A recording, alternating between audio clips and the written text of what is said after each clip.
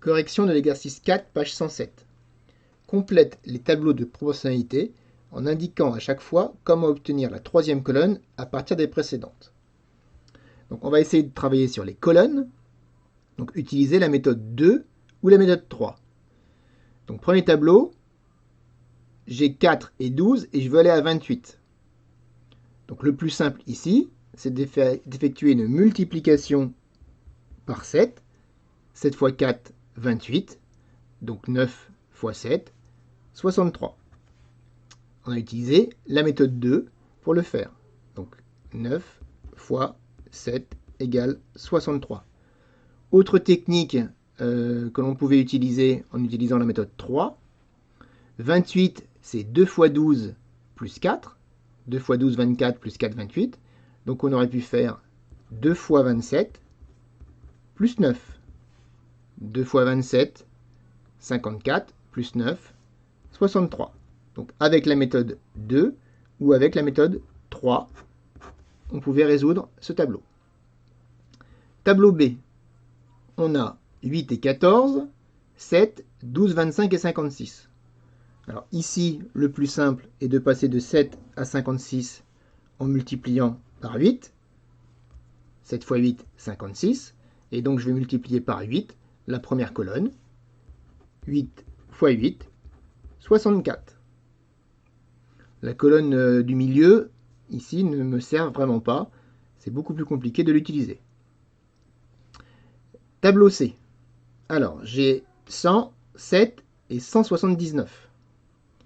Donc le plus simple ici, ce serait d'utiliser la multiplication par 3 pour passer de la deuxième ligne à la première ligne.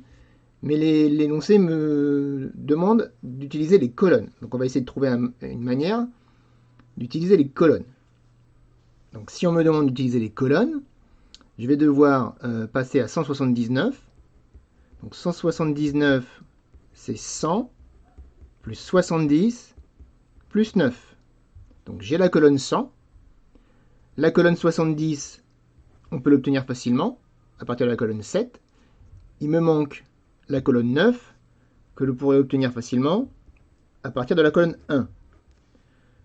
Donc maintenant, pour trouver 179, je peux faire une fois cette colonne, plus cette colonne 70, donc c'est 10 fois la colonne 7, plus 9 fois la colonne 1.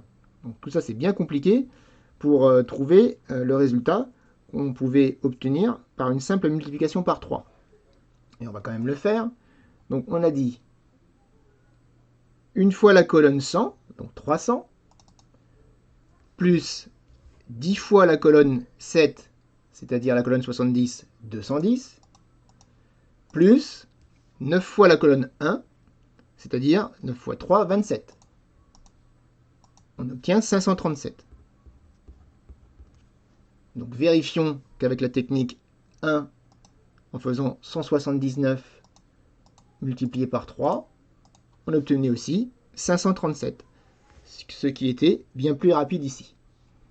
D'ailleurs, le corrigé du livre ne s'embête pas et passe directement par 179 fois 3 égale 537, et donc ne répond pas exactement à l'énoncé. Tableau D. Alors, j'ai une colonne 10, une colonne 0,1 et je cherche une colonne 9,9. Alors, on s'aperçoit ici que 10 moins 0,1, ça fait 9,9. Donc la méthode 3 permet d'additionner ou de soustraire des colonnes. Donc c'est ce qu'on va faire ici. La première colonne moins la deuxième donne la troisième colonne. Donc ici, la réponse, ce sera 2 moins 0,02, c'est-à-dire 1,98. Dernier tableau, j'ai une colonne 50, une colonne 7, une colonne 514. Donc 514, on peut dire que c'est 50 fois 10, c'est-à-dire 500, plus 2 fois 7, 14. Donc je vais faire 10 fois cette colonne-là, plus 2 fois cette colonne-ci. Donc j'obtiens 10 fois 5 fois 10, plus 2 fois 0,7. 50 plus 1,4, 51,4. Alors vous avez remarqué que c'était quand même beaucoup plus simple aussi d'utiliser ici, encore une fois, la méthode 1 en divisant par 10 pour passer de la première ligne à la deuxième ligne. Et je l'ai fait comme ça pour bien appliquer la consigne et essayer de travailler avec la méthode 2 et la méthode 3.